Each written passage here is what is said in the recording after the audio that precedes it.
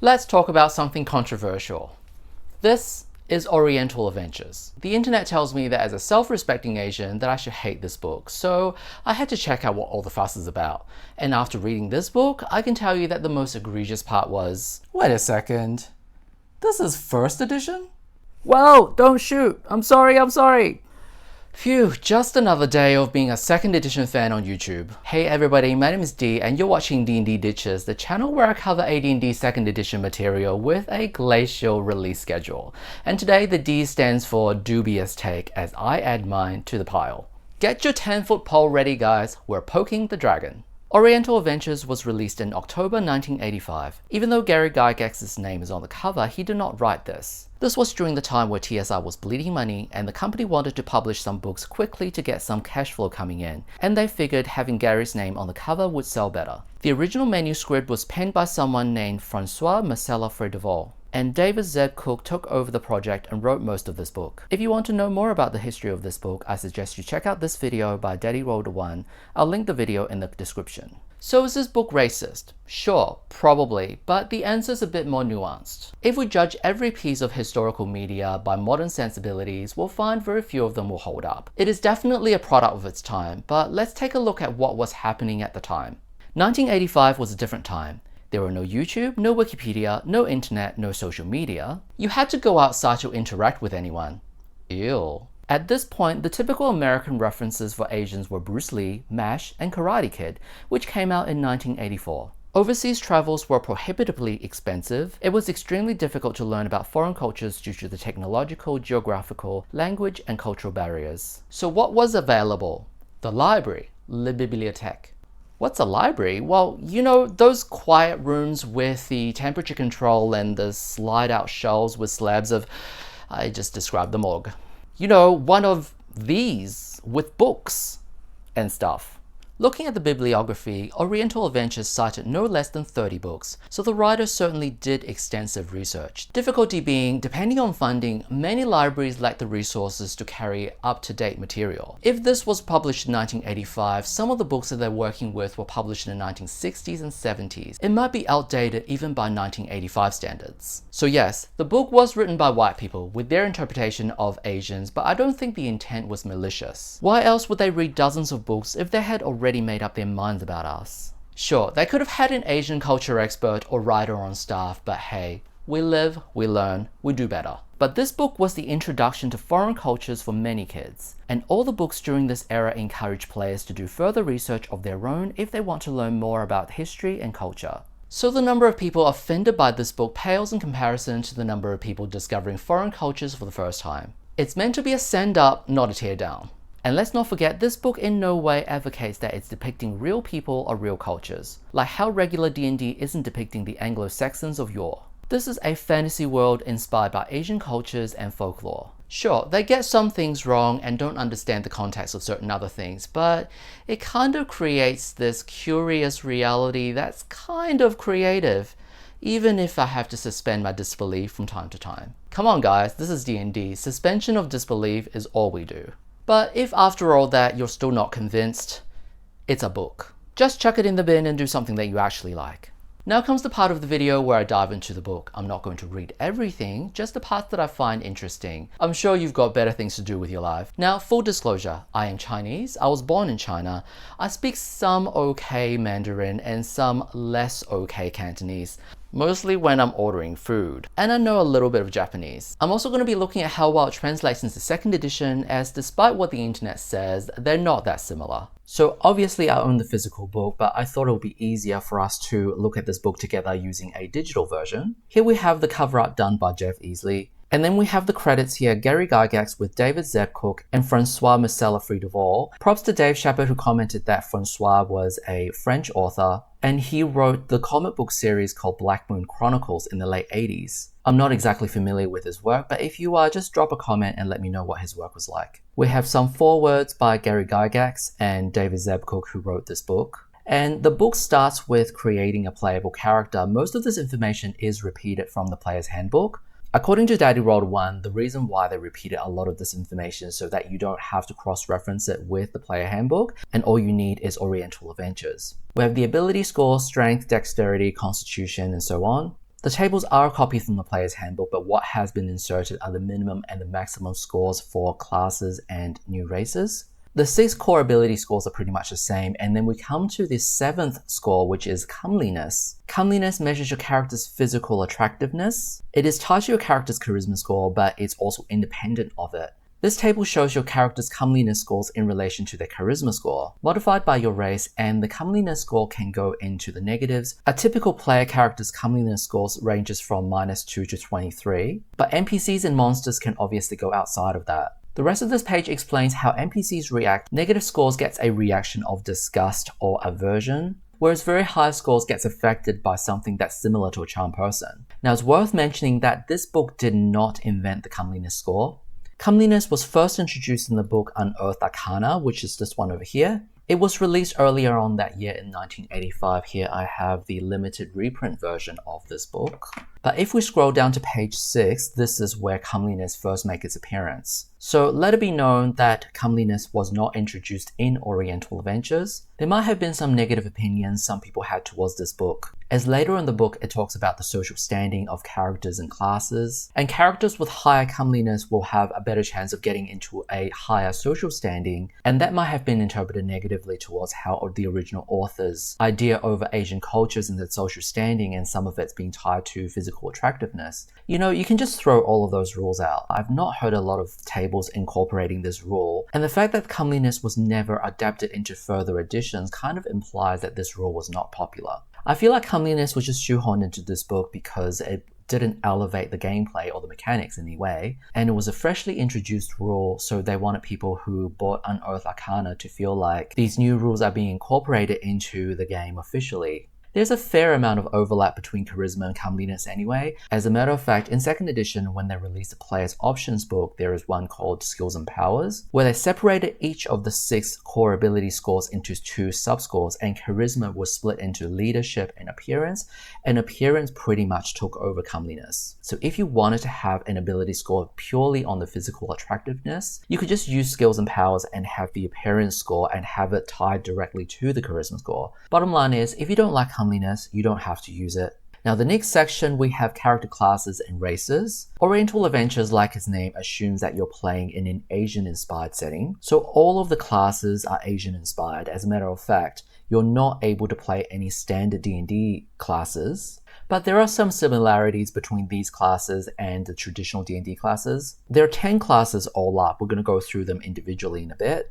There are also 3 new races as well. So we've got the Hangei Yokai, the Korobokuru, and the Spirit Folk. There's a table for the demi-human class limits if you play with those rules, also racial ability scores, minimums, maximums, and it goes into the races. The first one is the Korobokuru, which are a race of Oriental dwarves. So here we come to one of my complaints about 1st edition, is that the lack of artwork. We don't have any pieces of artwork depicting any of these new races or any of the classes, so all we've got are just the descriptions to go off. So they're a race of Oriental dwarves living in vast jungles, snowy mountain forests, or barren wilderness areas. That pretty much just sounds like regular dwarves living in Asia. So I did a little bit of research on the internet. Korobokuru, also known as Koropokuru, they're a race of little people in the folklore of the Ainu people of the northern Japanese islands. The Ainu are the indigenous people of Hokkaido and nearby islands. So this gives us a little bit of context about the Korobokuru race. Next up are the Hangei Yokai, which are intelligent shape-shifting animals. The Hangei Yokai are not just a single race, but they are the umbrella term of all of these spiritual animals. They're kind of like lycanthropes or werebeasts, and they're divided into the different types of animals that they can shift into. The book explains that even though they're similar to lycanthropes, they do not have any of the symptoms of lycanthropy, such as not limited to cycles of moon, they're not susceptible to silver, they cannot transmit their powers or the disease through wounds, and so on. Here we have a table of the different types of animals, such as carp, cat, crab, crane dog, drake, fox, hare, monkey, raccoon dog, rat, and sparrow.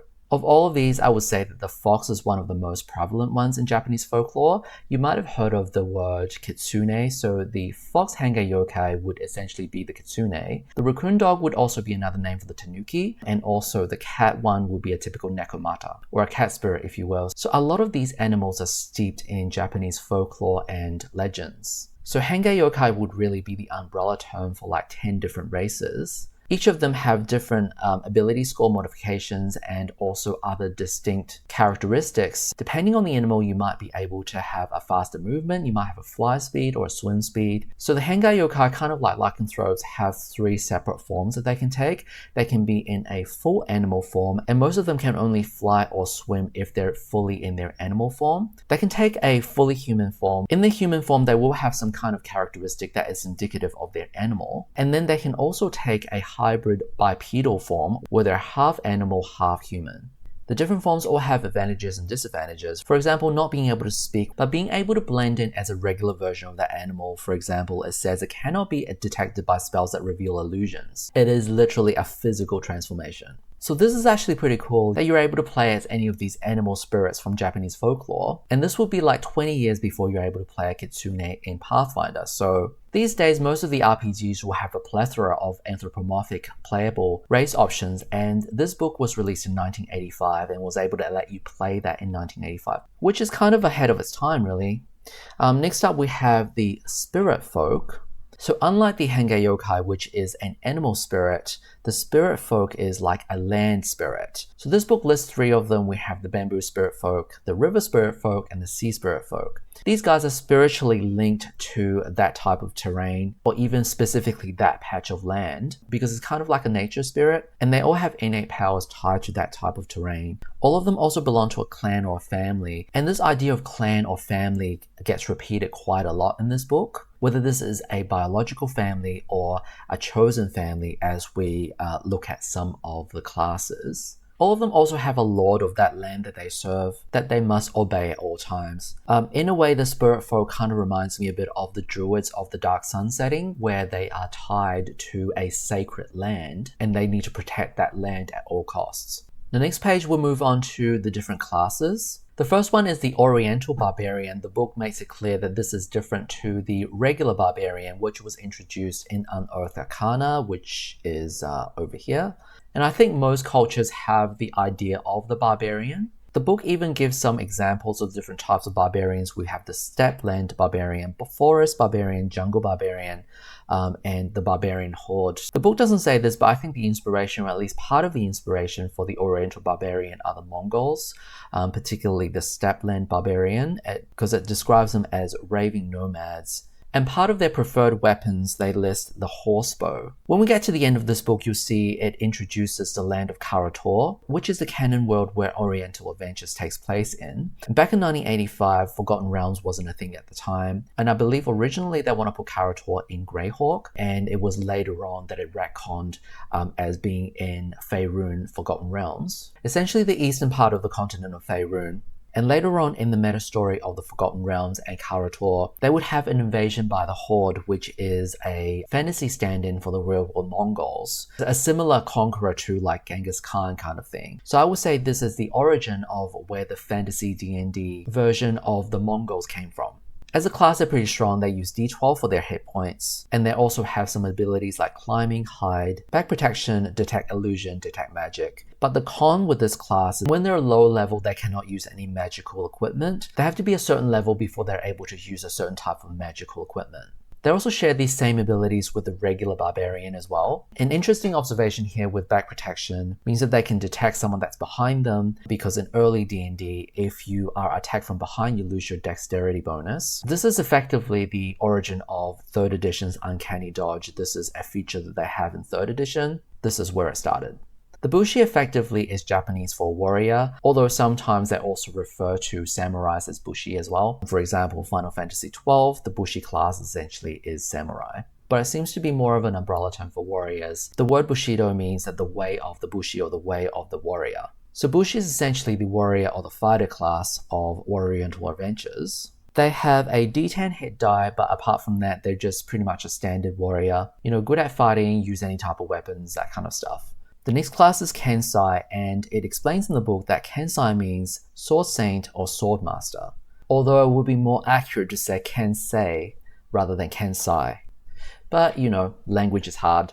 If you play Baldur's Gate 2, you know that Kensai is an absolute beast. They're pretty much a weapon master specializing in offense. Even though it's implied that they use a sword, you don't have to. You can use any weapon that you want. They get a lot of bonuses as they level up. Initiative bonus, so they hit quickly. They get a hit bonus and a damage bonus, so that they're more likely to hit and also do more damage. So they also get an AC bonus as they level up, but that's because they're not able to wear armor in the first place. So they start off with a worse AC, but they're able to improve over time. Next up, we have the Monk. So Monk was part of the original first edition core classes, but Gary Gygax has said previously that he didn't really feel like the monks really belong, and that if he was to revise the D&D edition, he would remove the monks because the monk class fits in the Oriental Adventures chassis a lot better. He's not wrong, because as far as the monks go, at least the idea of like a martial arts type of monk, this is more of like an Eastern Asian interpretation of the monk. Whereas if you talk about monk in the medieval capacity, they're more of like a priest or an abbot. Now, I'm not a master when it comes to first edition rules, but I believe the monk class as it appears in this book is just duplicated from the player's handbook. The monk starts out quite weak, but as it levels up, it gains more and more powers and more abilities. I mean, you can even see it here in the book, you know, at 3rd level, 4th level, 5th, 6th, 7th, 8th, 9th. You're getting something new almost every level, but they're also extremely weak. At level 1, they do not get any AC bonus from dexterity. They start at the lowest AC, which is 10. They cannot wear armor. Their AC does slowly improve, but they also have really low hit point as well. They start at level 1 with 2d4 hit points, but they only get a d4 per level. So when you get to 2nd, 3rd, 4th, likely what's going to happen is that the rest of the party is going to overtake you in terms of hit points, AC, and just overall fighting ability. It's not until they get to a fairly high level that they're able to do cool things with the bag of tricks that they get. Even in 3rd edition, people who played monks at level 1, it's pretty rough. Even in 5th edition, outside of Baldur's Gate 3, they're not great.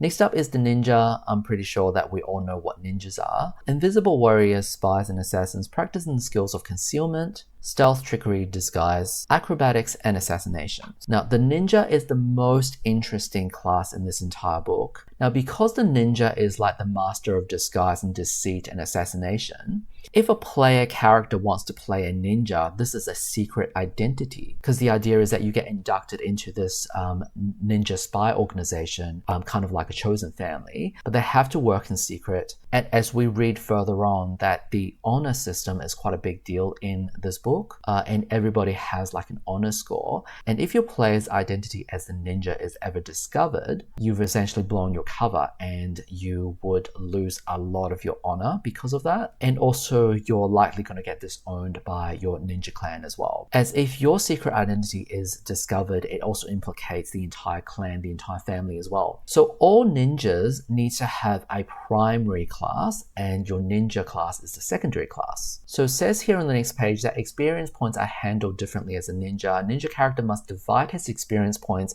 between 2 classes. Normally, dual class characters split their experience points exactly in half. However, the DM can award more points to one class than the other. So I feel like the writer's a bit confused with the rules here. I'm not that familiar with 1st edition. I am familiar with the difference between multi and dual class in 2nd edition. I've just went and read the 1st edition player's handbook, and dual class essentially works the same as the 2nd, in that you must start as your initial class, you get to a certain point, and then you dual class to your 2nd class. You stop progressing your 1st class. At that point, you're effectively a 1st level character of the 2nd class, and you do not have any of the abilities of your 1st class except for your hit points, and you must progress to a point where the level of your 2nd class exceeds your 1st class to get your powers back. For example, if you're fighter thief and you start as fighter and you duel at level 5, at that point you are a 1st level thief and you do not have any of the fighter abilities, for all intents and purposes, a 1st level thief with your previous hit points, and then you need to progress to the 6th level thief, and that's when you become a fighter 5 thief 6. And because your 2nd class thief has eclipsed your 1st class, being level 6 over level 5, that is when you get all of your fighter abilities back. That's not how this book describes the ninja. If we go back to the beginning of the book and look at the class and race combination, here's a table. Here we have the ninja, which it says it's exclusive to the human because the human advancement is unlimited, but it says no for the other 3 races. Humans cannot multi-class, non-humans can multi-class. But in this case, you can only be a human to play a ninja. Having 2 classes and have equal advancement dividing your experience between the 2 classes is describing a multi-class. However, we know that multi-class only available to non-humans and ninja is a human exclusive class. So what I'm reading from this is, when you're a ninja as a human, this is the only time where the human can effectively be a multi-class character. If we just go back to the beginning of the ninja bit, it says here, ninja is not an independent character class. The ninja class is only open to human characters, can only be taken as a special split class. To become a ninja, a character must first qualify to be a Bushi, Sohei, Wujen, or Yakuza character. Then a character must meet minimum score 14 dexterity and charisma 15 intelligence, which is the minimum requirement for a ninja class. So in this case, you have 2 classes simultaneously. Your first class will be Bushi, Sohei, Wujen, or Yakuza, and then you have the ninja progressing simultaneously. This is actually more interesting than the 2nd edition version of the ninja. I think if I run a 2nd edition game with the ninja class, I might actually use these rules. Because the idea of having your ninja being your underground persona is just so much more interesting than just having that be your class. Because as a ninja, you would not introduce yourself as a ninja. Hey, hey, I'm the secret assassin kind of thing.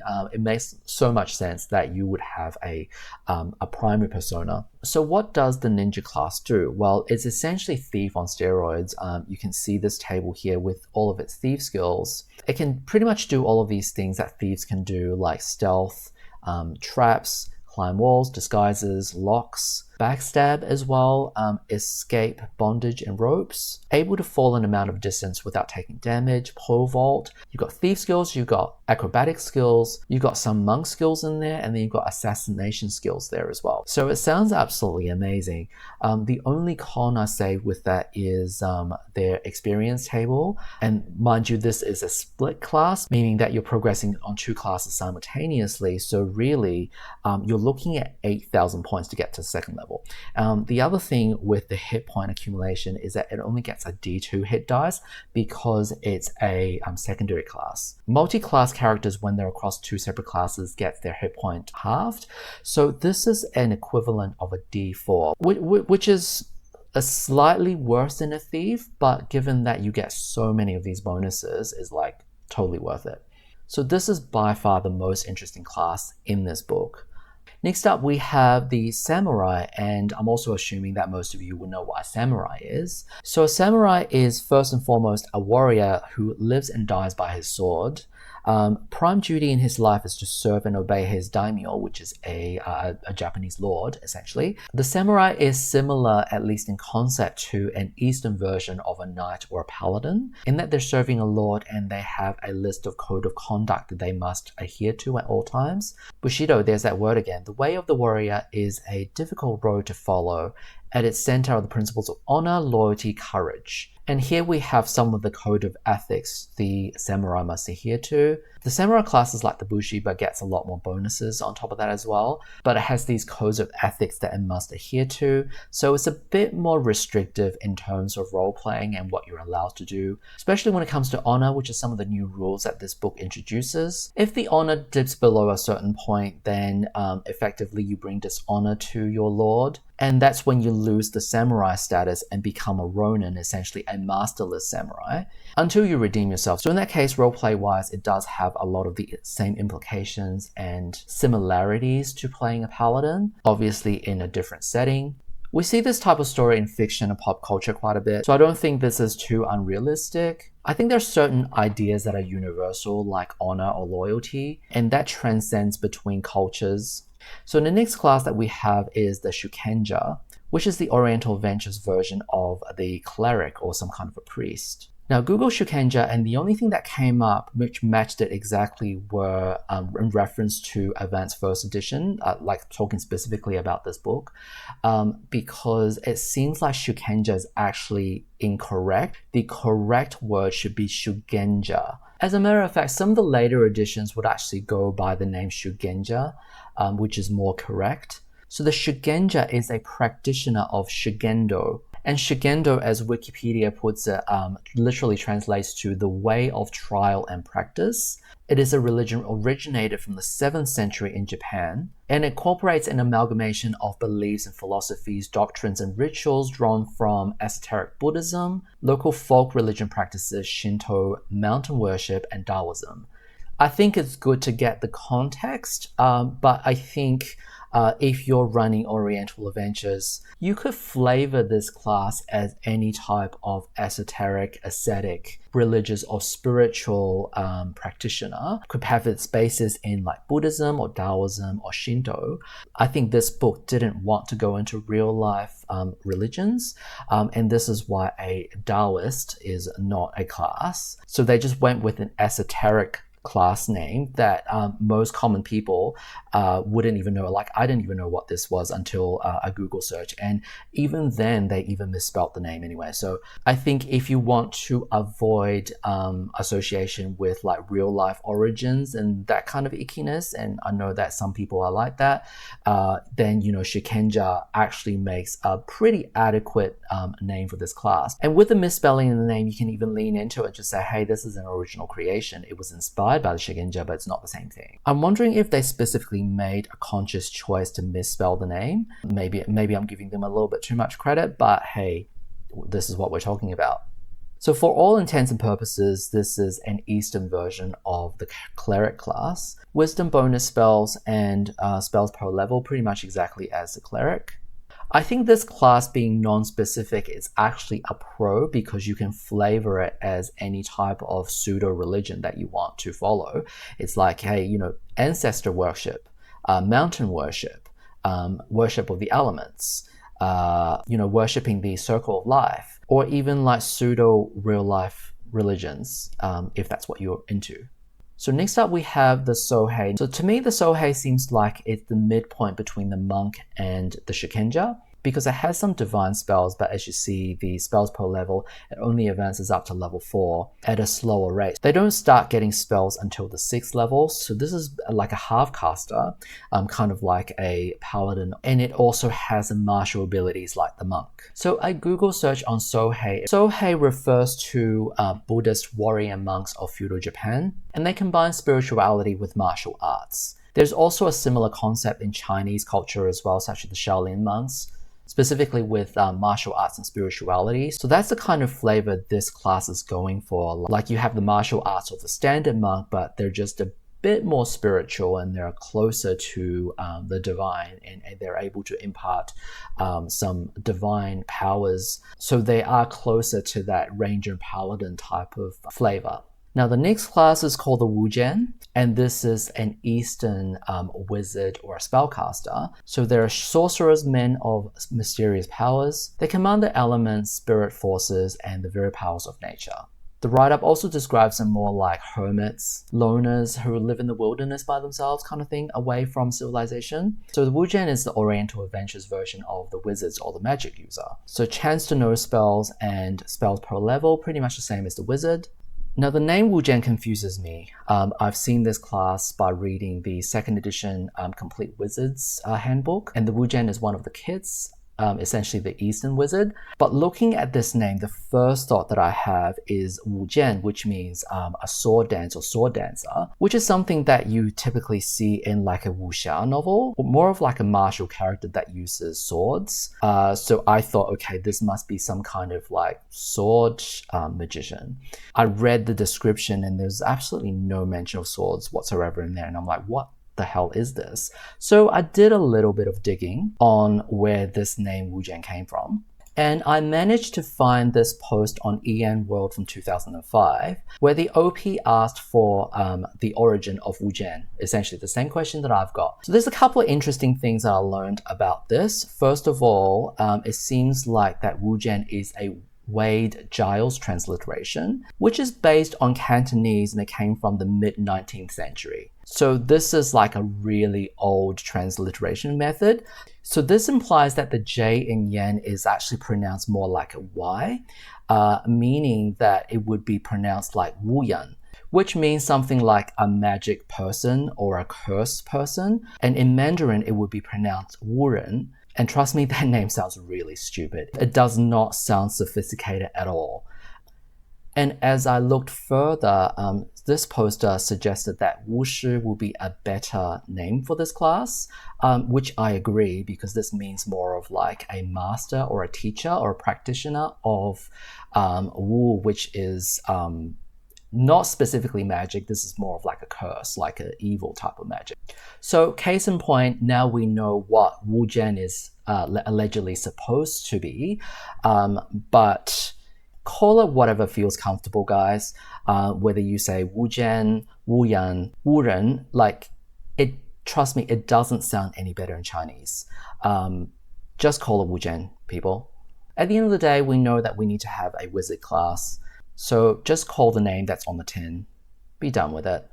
And the last class in this book is the Yakuza. So the Yakuza is a member of the Japanese crime syndicate. Apparently it's been around since the 17th century. I think most people these days would have a fairly good idea what a Yakuza is, at least a modern Yakuza, because they've been depicted in a lot of movies, films, TV, video games, this underworld gangster criminal type of flavor. So this class gives you that kind of a flavor, but in more of like a feudal setting. So the Yakuza is essentially a thief rogue type of character. It has all of the thief skills the same as a ninja. On top of that, their specialty is contacts and information, being able to locate and investigate certain things. Like if you're looking for a particular person, a particular piece of information, a particular item, or you're trying to find the trail, this is where they come in. They can investigate trying to find that themselves, or they also have contacts with their network if you're looking for that type of information.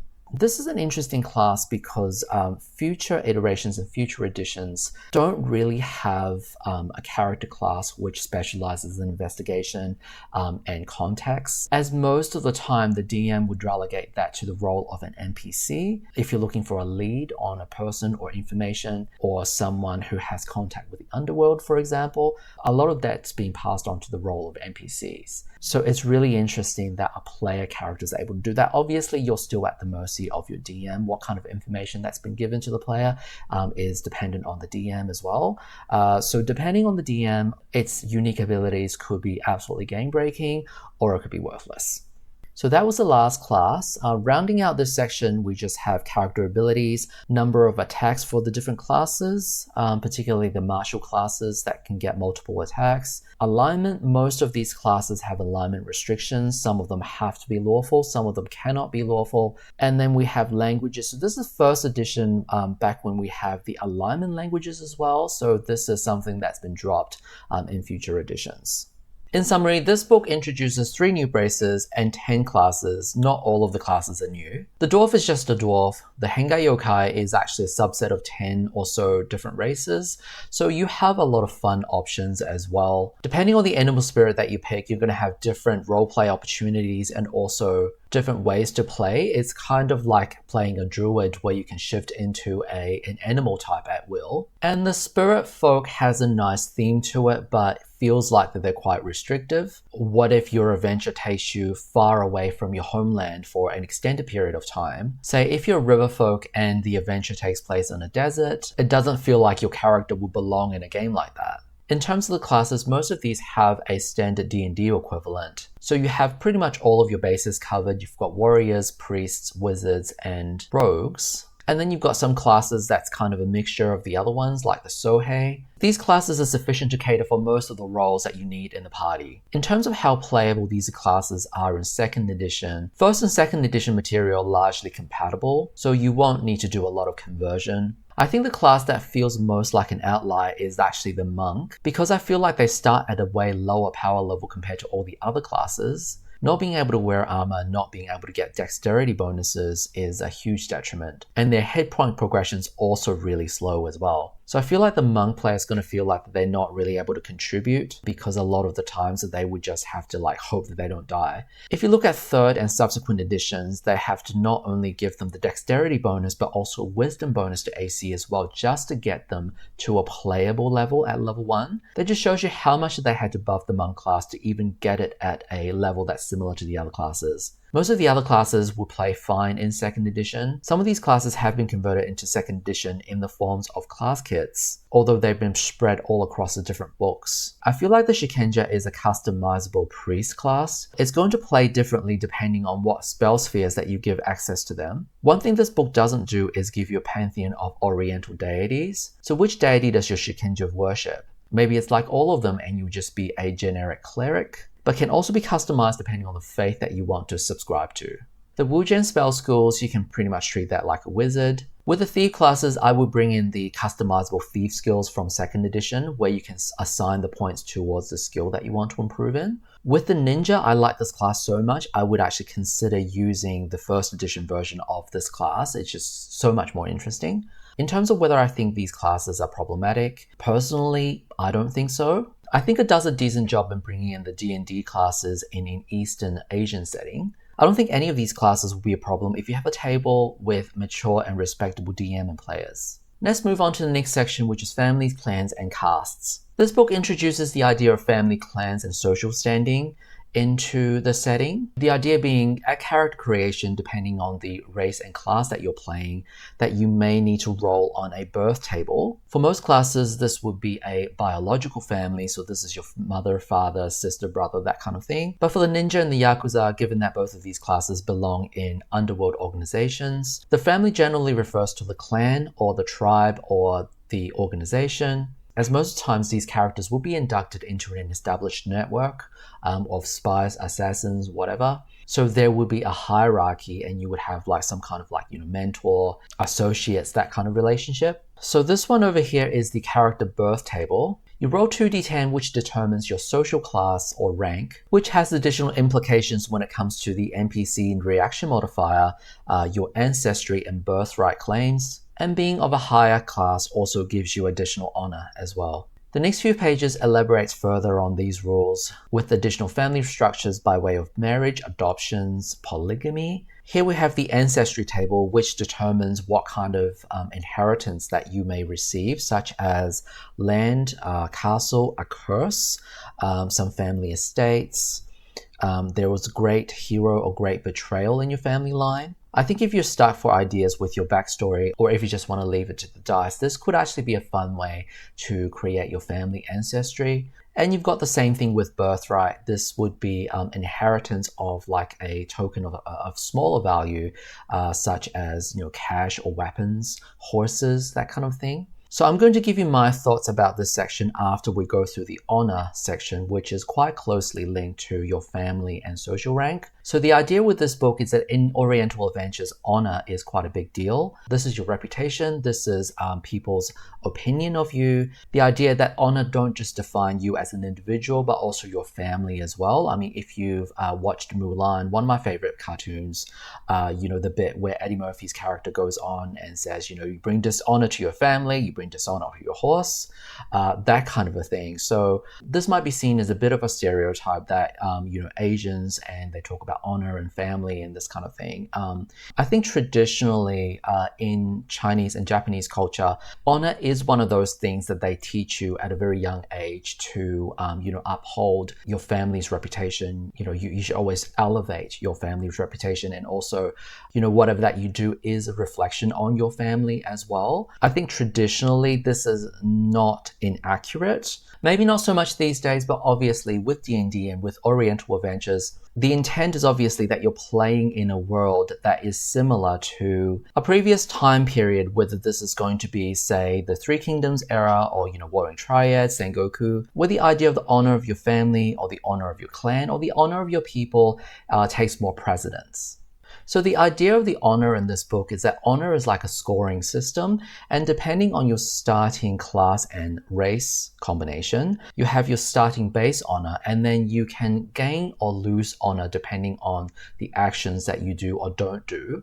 The next page, we have some examples of the actions that your characters can do which will gain or lose honor. Essentially, anything that would cause shame to the individual or their family would carry an honor penalty, whereas any actions that's heroic, honorable, or righteous will award honor. So if you look through this book, it's much easier to lose honor than it is to gain, and you lose it at a much quicker pace than you gain. Some of these things could also seem quite harsh. For example, accused of a crime, innocent or not, carries a -4 honor penalty. So you could have an NPC that has a vendetta against your player character and they're just going for a smear campaign and make up a bunch of rumors about your character or your family. Doesn't matter whether it's true or not, doesn't matter how outlandish these claims are. And that's the point about the honor system, is that it's not right. It's just the public's perception of you. And we know from the real world, smear campaigns work. It does damage a person's reputation. So this is the same kind of idea.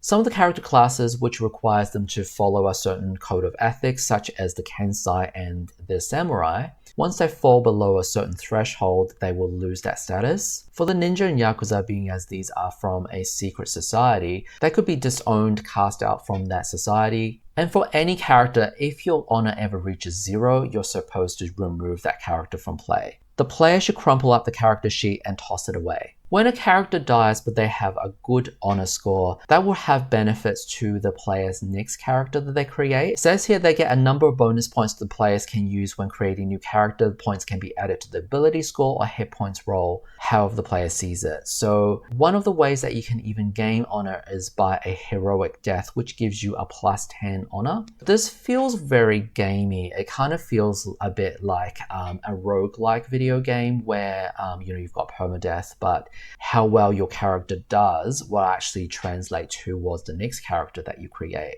But this feels really gamey to me, like you're trying to game the system. It is trying to encourage good behaviors, at least, in that if your character is going to be going around stealing, murder, hoboing people, then you're going to be losing honor. So I think it has the benefit of curbing out some of the bad behavior that you don't want at the table, but it does feel really gamey to me. So in terms of introducing mechanics for social standing and honor into the system, I don't think it's terrible. I just think it's really gamey. I don't think it needs to be represented mechanically. Maybe some people do want to have this being represented mechanically or numerically, as in, this number represents my social standing or my honor. For me, I feel like you can still have the idea of that, but not have it tied to a score or a number.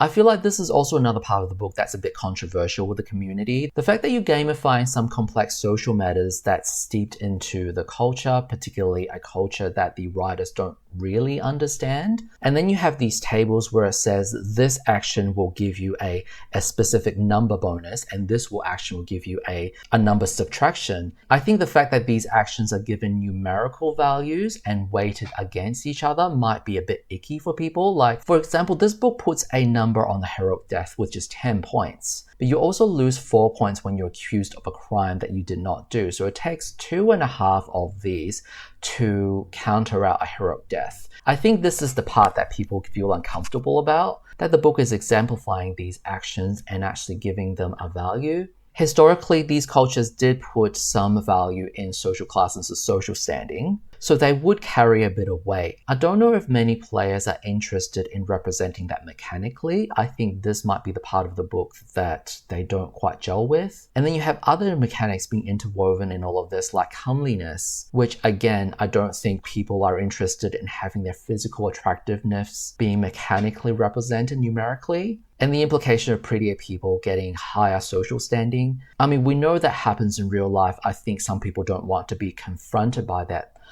when they're role-playing in a fantasy world. If we're going to talk about something that raises your social standing, well, academics is the big deal. Like back in ancient China, they would conduct academic exams across like all the villages. And if you score above a certain amount, then you're guaranteed a job as a government official. This would have been a way for people in rural areas who might be from a poorer family, but if they're well educated, they could still secure themselves a good job and actually raise their family standing. So that could have been a thing that this book took some inspiration from. In second edition, we have several other settings that were inspired by real life cultures. For example, we had Al-Qadim, which was inspired by Arabian fantasy. In that setting, they also had something that's close to a social standing like this. It's not as mechanical though. There are fewer mechanics in that setting. And then further along, we have the birthright setting inspired by several historical cultures. You had the Russians, you had the Germans, you had the Vikings, and you had the Arabians, for example. And in that setting, the Knazi, which is a stand-in for the Arabian culture, has something called the Sayyim, which is like loosely translates to the face. And if you do something which brings like shame to your family, you would have a loss of Sayyim. So the same kind of idea as honor, and the idea that you have an individual reputation, but also for your greater family as well. Whereas in Birthright, there are no mechanics when it comes to social standing or your honor. It's left to the role play between the players and the DM to tell that story. So if your character did a bunch of things that would bring shame to your family, and the result of that would be told in the actual story and the role play aspect, rather than have it being represented mechanically. So I feel like you could do that with Oriental Adventures. Still have the idea of having social standing and honor, but not have it mechanically represented. You know, the idea if you're playing a samurai is that you still have a code of conduct that you need to adhere to. And if you were to breach these things, and especially if you do it repeatedly, then the DM would be saying, hey, you broke this vow a few times. You need to think about your actions. So are you going to try to redeem yourself? Or you might be in danger of losing your samurai status. It's similar to the idea of playing a ranger or paladin in standard D&D, because they also have a code of conduct that they need to adhere to, such as not committing any evil deeds, and specifically for paladins, no chaotic deeds. Obviously, there needs to be some nuance and some common sense in there as well. Have that conversation between the PC and the DM. You don't want to be playing a lawful stupid paladin either. So in summary, I think the idea of having social standing and honor in your game is fine. No problem with that. I'm not a fan of having it built into the mechanics and having it being represented by a number. I also hate doing a lot of record keeping and admin, but that's just me because I'm lazy. I much prefer if this was being represented in the storytelling and the role-playing of the session, but that's just me. I'm more of a storytelling, role-playing kind of DM. I'm not really a fan of too many mechanics. But if you like the system and it works for you, that's great. Let me know down in the comments if you prefer a mechanical,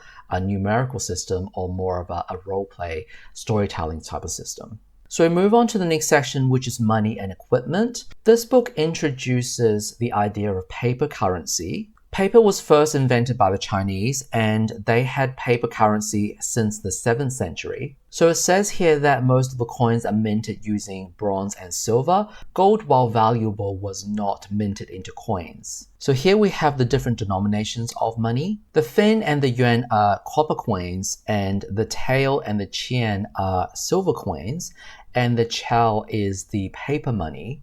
But there are also other denominations of paper money, just like real life as well. The coins will have a hole in the center, and they're strung up using a string and carried around their belt kind of thing. This is similar to how coins were minted and carried back in ancient China. So something I've noticed about the names of these denominations. So the yuan is the modern Chinese currency. It's equivalent to like saying $1. And fin is also used in modern Chinese currency as well. And if a yuan is $1, a fin is 1 cent. So 100 fin makes a yuan in modern Chinese currency. Chen is Chinese for just money. I don't know what inspired Chao or tael, but the other three names are familiar.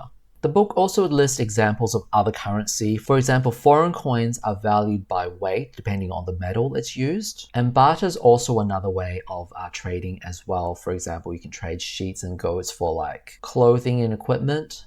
The book then goes on to introducing armor and weapons inspired by Asian culture. We're given the price of these new equipment as well as their stats, the weight, damage of the weapons, the size. We also have some alternate names for some of these weapons.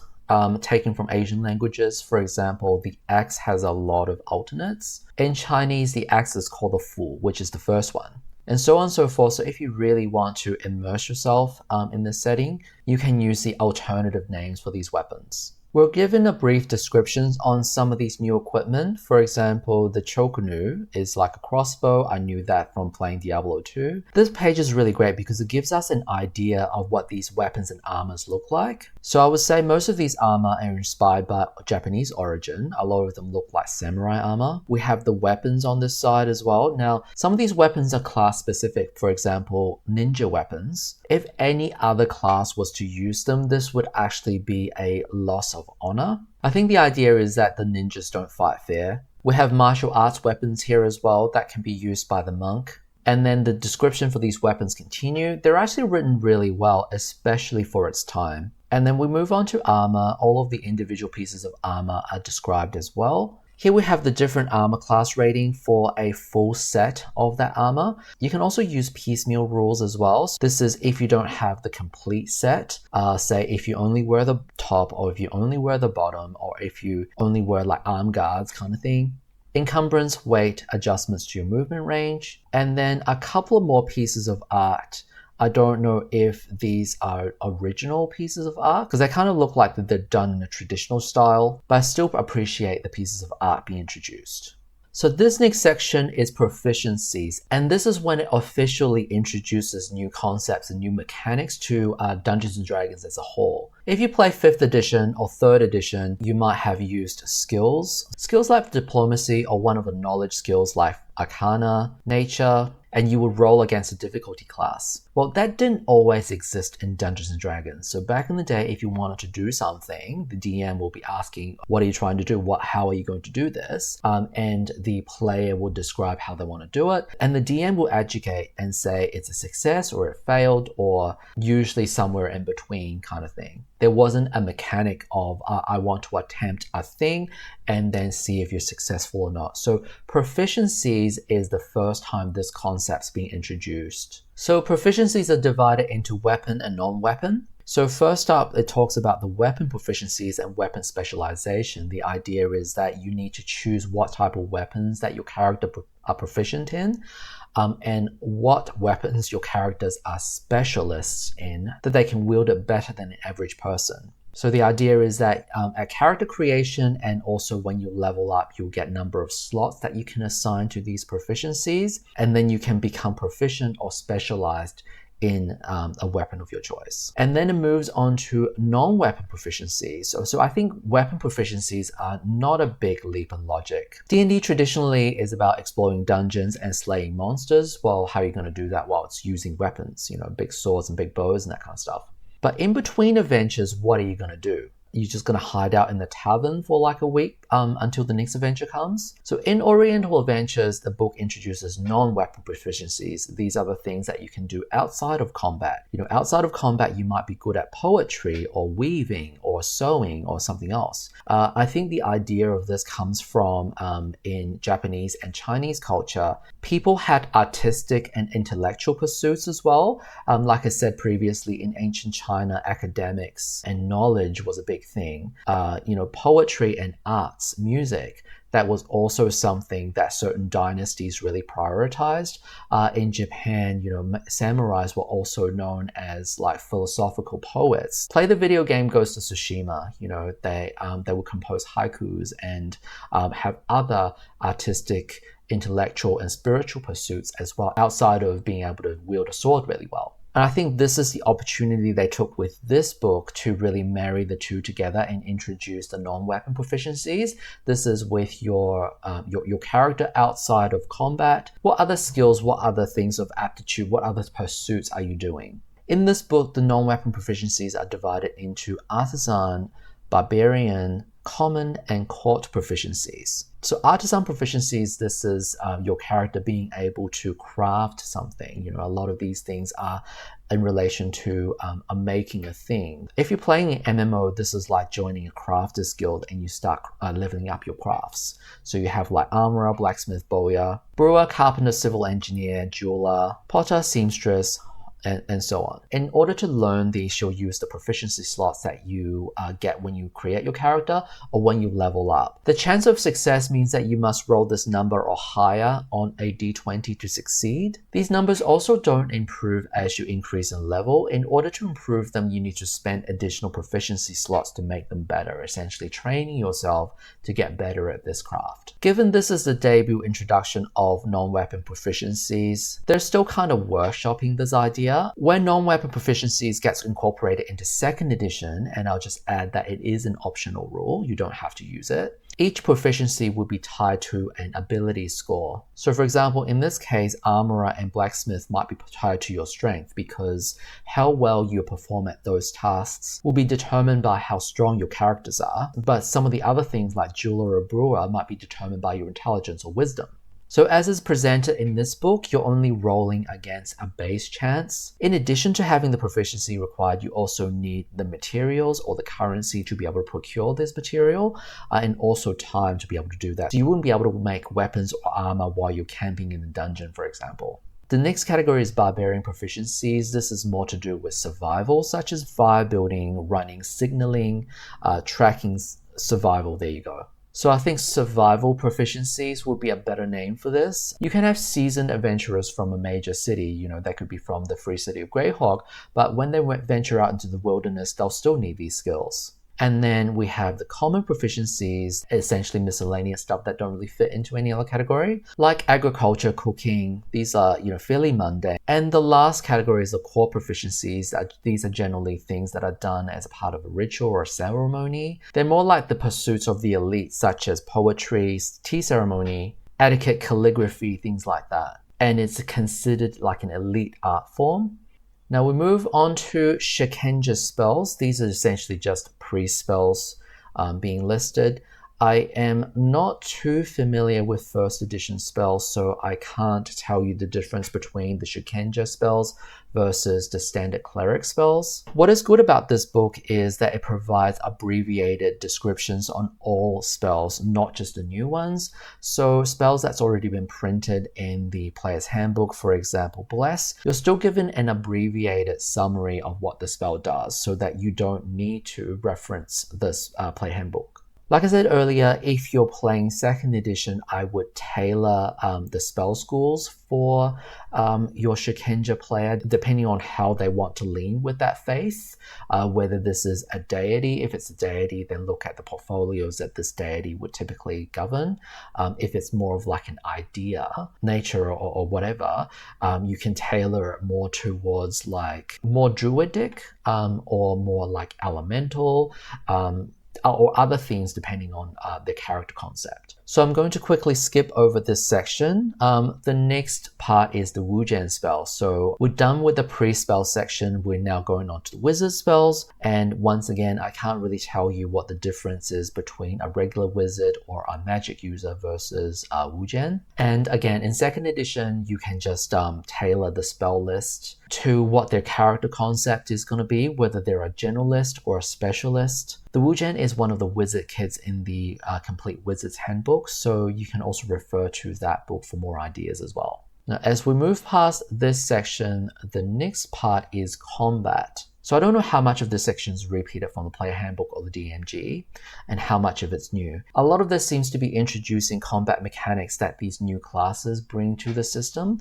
For example, missile fire from horseback. I spoke previously about the barbarian that I think is the stand-in for the Mongols. The Mongols were famous for their mounted archers. So this is how you can play a mounted archer character mechanically in D&D. So mechanics with unhorsing, this is knock someone off their horse, disarming, subduing opponents. This next part with the psychic duel is interesting. Unlike its name, this has actually got nothing to do with psionic combat. What this describes is like a silent battle of the wills or battle of the resolve. This is a trope that we see a lot in Japanese media, like video games, anime, that kind of stuff, where you have like typically two people caught in a standoff where neither of them say anything. They just kind of like look at the other person. And both of them will have this really intense look on their faces. And then you see like one guy with like sweat dripping down his forehead. And then all of a sudden one of them just like tips over and dies or whatever, and then the other guy's like, I won, kind of thing. That trope is given a mechanic in this book. It's called the psychic duel.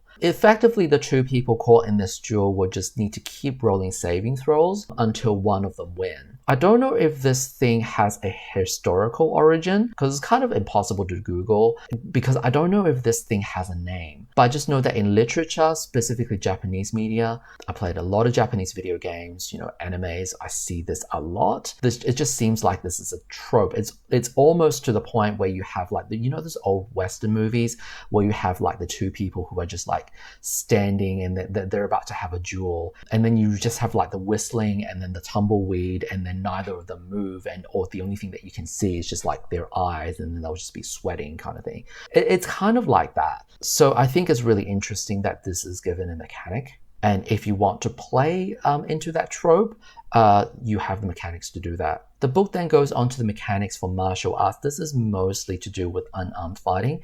As we know, D&D doesn't do unarmed combat very well. They're generally a lot weaker. In second edition, you have to roll a table, and it's kind of like random what moves that you did. Third edition had that awful grappling flowchart that I don't understand. Martial arts and unarmed fighting's just never been done well in D&D. It tries to categorize different martial arts styles. So for example, this book lists 4 examples: karate, kung fu, taekwondo, and jujutsu, but it also encourages you to create your own custom style as well. And it talks about the concept of soft versus hard martial arts. Now this is interesting because I've actually heard about this. This was specifically from a long time ago, and it was I was looking for something to do with like Dead or Alive 2 at the time, and on the board I actually saw someone talk about the concept of soft versus hard martial arts. Soft martial arts is something like Qigong or Tai Chi, where it's all about the flow, and this is why the Asian ladies at the park at 6 a.m. they're doing their Tai Chi or whatever. The idea with Tai Chi is that you're actually using the momentum of your opponent against them. So typically this will be depicted with them like flipping the other person over using their own momentum, kind of thing. Whereas hard martial arts is more like kung fu. This is more of like the Bruce Lee kind of thing, the 1-inch punch. It's about hitting really hard, hitting really fast, and having that momentum to cause damage. This book gives you the concept of soft and hard style with additional modifiers for each. They're not that different, to be honest. The idea is that your characters can learn multiple martial arts styles and be able to switch between them. And when you switch between the style, your armor class, your damage, number of attacks also change as well. Such as these examples. If I was to give a video games example, Gen from Street Fighter has 2 martial arts styles that he can switch at any time. So this is the same kind of idea. You can go from an offensive hard style and switch over to a defensive soft style between rounds. I quite like the idea of this, but I can't say I've played many characters that used unarmed fighting styles. And then you also have special maneuvers on top of that as well. So for example, for karate, you've got strike 1, 2, 3, kick 1, movement 1, mental 1. And on the next page, we have the special maneuvers.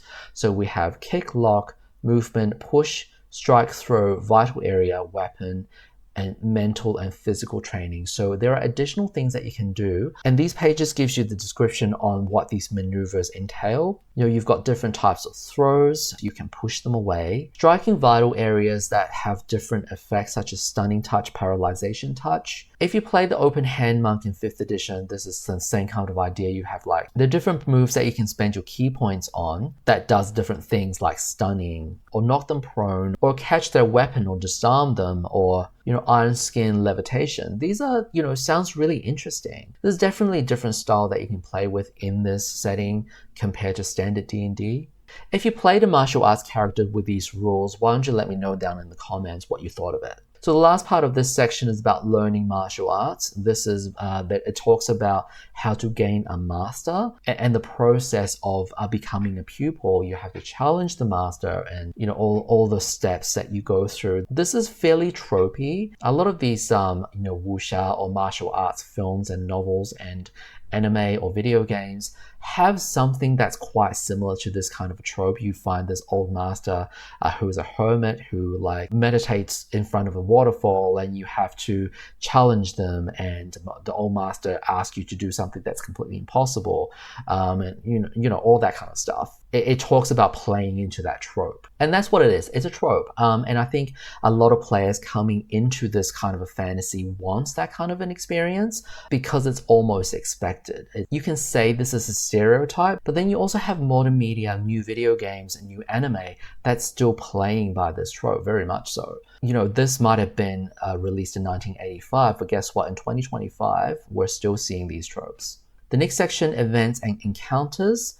So here we have the calendar of the year. It seems like that they just ran out of ideas and they just went Cal and Cal 2 as 2 separate months. So what this section is good for is that if you're doing an emergent gameplay style, or if your game or your DM don't use any pre-planned story beats or story hooks, and it's just about what you want to do and what random shenanigans are going to happen this month, this is the section for you. There are a fair amount of players in the 70s and 80s who played D&D like this. They will use a random dungeon generator and actually roll up the dungeon. This is what the room is like. This is what the monsters are like. This is what the treasures that you're going to find.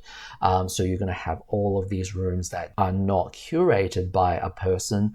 And there's definitely fun in that as well because no one knows what to expect. Not the players, not even the DMs. And here we have the yearly event. So you roll on this table to see what happens. For example, an ambassador is coming to town, or there is a comet, the death of a lord, a major earthquake or famine or fire or flood, or any other natural disaster, tsunami. There is a plague, a marriage, a visitation, a war. So these would be the major events of the year. And then you move on to the next page and we have smaller monthly events. And this would be like, bandit activity, and then a haunting, a horrendous monster that's terrorizing the townsfolk, troop movements from the adjacent empire, an uprising. So these gives you some ideas on how to incorporate these new classes in this Asian-inspired world to tell stories. It's not that different to standard D&D. The next few pages elaborates on these ideas a bit more, gives you a bit more context on what you could do. And then when we get down to the nitty-gritty, you can even do daily events as well. You don't have to do that for every single day. It could just be like, hey, when your characters return to town, let's roll to see what's happening in town that day. So for anybody who really enjoys emergent storytelling and emergent gameplay, this is a great tool for you to procedurally generate the game, because what your characters do and what happens as a result of their actions is the story. This is not really my style of play. I'm more of a storytelling roleplay kind of DM, and I craft a more of an intricate, complicated story that's got something to do with politics and philosophy and that kind of stuff. But that's just me. This is why I'm the Planescape guy. Now we'll move on to the next section, which are the new monsters being introduced in this book. We have random encounter tables, which is great if you run random encounters. It gives you a list of monsters in the previous monster manual that are appropriate for this setting. And then it introduces these new Asian flavored monsters. A lot of these are based off Asian folklore, legends, mythology. Again, I'm going to say my complaint once again. We don't have any pictures for these monsters, so we only have a description of these. The description for these just sounds like a version of an existing monster that we know. For example, the Bakemono. The Bakemonos are cousins to the Western goblins, and characteristics and habits are quite similar to those creatures. So you're just telling me this is an Asian flavored goblin. Hey, this is not regular D&D, this is Asian flavored D&D. We have goblins. I think having artwork would definitely set these monsters apart from regular goblins.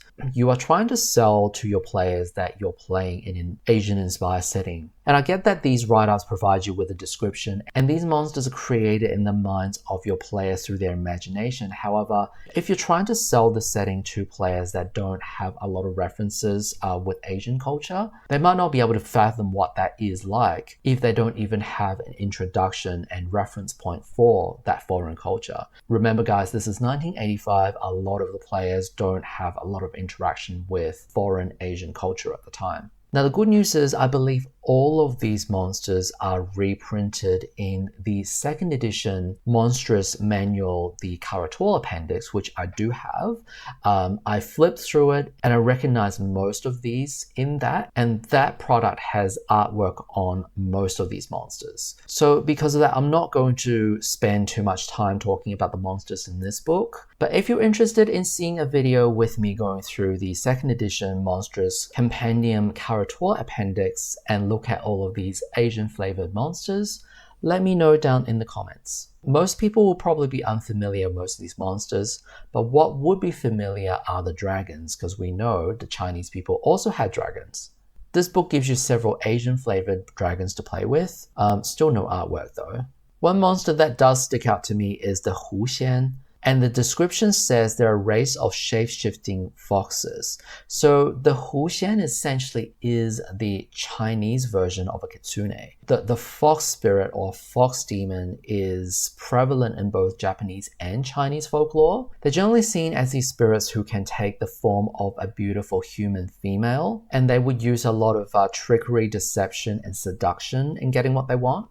The next one I want to talk about is the Oni. The Oni comes from Japanese folklore. They're fearsome spirits who dwell in desolate and forbidding places. This line I find interesting. There are also blue-skinned Oni, although these are more commonly known as ogre magi. So the Oni still exist in D&D 5th edition. I remember playing through The Wild Beyond the Witchlight, and one of the characters that you meet is an Oni. And I remember saying to the DM, oh, I know what the Oni is. They used to be called an Ogre Mage or Ogre Magi. I think it's interesting that even nowadays, D&D still prefers to call the Ogre Mage the Oni. So as we get to the end of this section, we have one piece of artwork, which I appreciate. Here we have the treasure tables. We know back in the day, players love treasure tables because they know that they're going to get something good, but they don't know exactly what it is. So it's kind of like playing the lottery. A lot of these magic items are just magical version of Asian armor and weapons. This is the part where it gives you items that are truly new. You have bells and biwa. Biwa is a musical instrument, a stringed instrument similar to a lute. It's interesting that they have musical instruments in here because there isn't an equivalent of a bard class. But then we are talking about first edition. First edition bards have some really antiquated rules that's barely playable. So it doesn't really exist. I think if you were to play a second edition version of Oriental Adventures, the game could definitely benefit from a bard class, especially since poetry, art, and music is seen as like elite pursuits in those cultures back in the day. I think having a poet, storyteller, a musician would definitely benefit the game. We have some mirrors, drums of thunder, charms, wondrous writing set. We know that calligraphy was an elite artistic pursuit for those cultures. As we get to the end of this book, we're introduced to Karator, which is the land that this setting takes place in. This is still quite an early draft of Karator. It's not very well developed, and obviously there is no map. The geography section describes the different regions and different countries that are contained in Karator. It is not until the Karator box set, which is released, I believe, 1988, where a lot of this is expanded upon with maps and everything. So it makes references to places like the Desert of Horses or the Beastlands, which would be retconned in the box set to Plain of Horses. A lot of the regions and countries mentioned in this part are not elaborated upon. What we do have are write-ups on 4 countries. We have Shulong, Tulong, Wa, and Kozakura.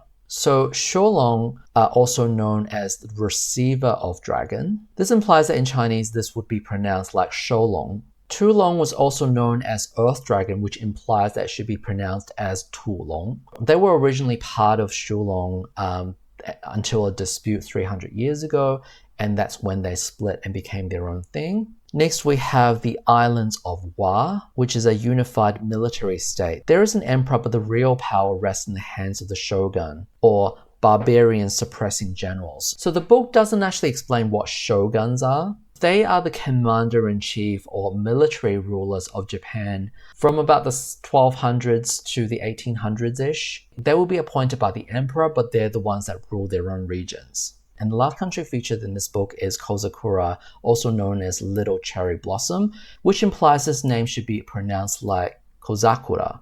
And they're spelling with a za instead of a sa, and ko generally refers to small or young, so kozakura, little cherry blossom. So effectively, of the 4 countries being described here, we have 2 China and 2 Japan, which is pretty much this book. I would say this book is probably 60% Japan, 40% China, and then like a smidge of the other cultures, mainly in the monsters section, because we didn't really look at the monsters that much. I think that some of the monsters came from other Asian folklore, but the majority of the classes, the culture, the people, the land, the equipment, the customs, the money, it's pretty much just Japan and China.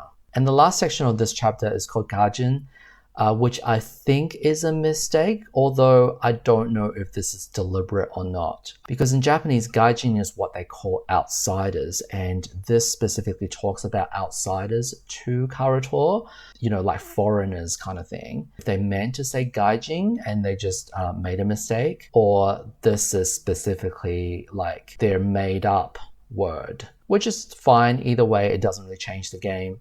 There's one part in this write-up that's interesting. It says, to most people of the Oriental lands, the outside world is filled with rude and hostile barbarians known as gaijin. As such, they're not dealt with, having nothing of value to offer. This leads to the second of their traits, the belief that they are superior to the gaijin, that all gaijin are below the level of culture and refinement of their lands. I think some people might find that passage uncomfortable or even offensive. I think part of that is because this book takes so much inspiration from the Eastern cultures. Like I just said, this is just Japan and China. And there is like an overlap of like real cultures versus a fantasy culture. Having this passage effectively referring to cultural stand-ins of like non-Asians might feel a bit uncomfortable for people. However, if we're able to just suspend our disbelief for just one moment, if this book was about elves, and we're talking about the elven lands, the elven culture, and it says the elves consider all outsiders or all non-elves barbarians, and that they're uncultured and that they offer nothing to value, people probably wouldn't even bat an eye on this. And as a matter of fact, that's actually written into a lot of the elven lore. A lot of the books that have written about elves, because elves kind of have this reputation of being like elitists, and they think that they're the best, and they think the other races are beneath them. Maybe not those exact words, but when you read D&D books and they're describing the elven culture, that's definitely the sentiment that comes through. So I think this is just the part that we need to disengage and recognize that this book is written about a fantasy world, and it's in no way, or at least shouldn't be taken as them talking about real people in real life and real cultures. So I think we just need to have that degree of separation and go, this is written for a fantasy game. This is written for a game that is about make-believe. And leave it at that, really. Like, when I DM, I have a rule which is not to carry the bullshit from the game into real life. So what happens in the game stays in the game. You can do anything that you want in the game as long as it doesn't translate into real life. And also the opposite as well. Don't carry your real life prejudices or whatever into this game, because while we're playing D&D, we are living in a world of make-believe, and I think it's really important that we as D&D players, we need to take a step back and just remember that this is a hobby and we're just playing this for fun. So the last few pages, we go into the daily life in Karator, such as the manner of dress, the food, the buildings. A lot of this is just like, hey, this is what they did back in ancient China or ancient Japan. Guess what? These people like to eat rice with this kind of vegetables. I know that this can come across like, well, duh, or you're stereotyping us as rice eaters or or whatever. Again, I think taken to the context that this was written in 1985, and that there are people who are not as educated about foreign cultures as we are now these days. So there might have people who's never had Chinese food or Japanese food before. They don't know what foreign cultures eat. Whereas for a lot of us, this is like, well, yeah, why why are you telling me something that is so like common knowledge, or this is common sense kind of thing. But we have to remember that to some people, especially back in those days, this could be brand new information to them, and we don't want to alienate these people who are trying to learn and trying to get themselves exposed to a culture that they have never encountered with previously. So I don't think this section is written to perpetuate stereotypes or anything like that. I think it's just more so to educate players and educate people on things that they might not know. And if you don't find this section helpful, just skip it. And then it goes into a short section on religion. Now, this is one part that I wish this book had actually done more on. Like I said previously, if you're playing a Shikenja, what god are you worshipping? There are no gods, no deities in this book. You know, I'm reading between the lines, and I think that they don't really want to associate themselves with real life religions, which is fine. But I think even if you had like made up Asian deities, I think, you know, if somebody really wants to play a person of faith who worships this god, like the way that you play a cleric in standard D&D, that at least they would have the option to do that. I think this could have been a part that was expanded on further. And then we have laws, justice, manners, names. And then the book closes out with floor plans of typical dwellings, the manner of a daimyo, houses and inns, temples, that kind of stuff. You know, just typical D&D stuff. And then the very last page, we have a family chart. So earlier on in the book where I talked about family, you are told to fill out this family chart that has the names of your family members and all this kind of stuff for, you know, role play purposes. And there was also a system with tables where you can randomly generate your families, like number of siblings, number of, you know, aunts, uncles, and extended family, that kind of stuff. So how much you want to use this is completely up to you. And as I mentioned at the start of the video, here we have the bibliography. These are the sources that the authors cited when they wrote this book. So what is interesting, like I said previously, this book is just China and Japan. There was one book that they read on the culture of Korea, which I don't know if they actually used anything from it, but essentially everything else is like Japan and China. So here we have it, the controversial book known as Oriental Adventures. I think there are definitely parts in this book that can come across as a bit uncomfortable for some people. Not for me. I generally have like a pretty high tolerance for this kind of stuff because I prefer to see it as one product of its time. We have made a lot of progress when it comes to like cultural sensitivity, even the awareness of like foreign cultures and that kind of stuff. And I think if they were fallen short on anything, I think it was just due to ignorance and just the difficulty of obtaining up-to-date data, particularly in English. And also I think of this as just like work of like fantasy fiction. They're creating a fictional fantasy world that is not real. They're taking inspiration from real cultures, but this is not depicting real culture, not depicting real people. And also I think more is better, you know, it's like you want to have more options rather than less options. I love D&D and I love the different settings that D&D provides because I always find that there's a lot of creativity, whether this is like completely wholly original like Dark Sun or Planescape, or if it's something that's based on a real life culture like Al-Qadim or Birthright. I think that there's still a lot to love about these things, and you know, choices and flavor, it's you know, it only makes the life better when we have more things rather than less things. I wouldn't say this is one of my favorite settings, but I am definitely glad that it exists. Now that we've read through the book, why don't you tell me in the comments what you guys think? So would I run Oriental Adventures? There's your answer. Okay, here's the thing, I would, but most of the material were written for first edition and did not receive a second edition update. The classes are spread all over different books, and Courage War just isn't that interesting. These days, there are other games that does the Asian wuxia fantasy a lot better, and I enjoy Tianxia from the Pathfinder world way more. So that's going to be our video today. I'm not going to be able to guarantee regular content, but I find it better when I work with a book that speaks to me rather than trying to squeeze material out from a stone. So until next time, hope we get to hang out again in my next video.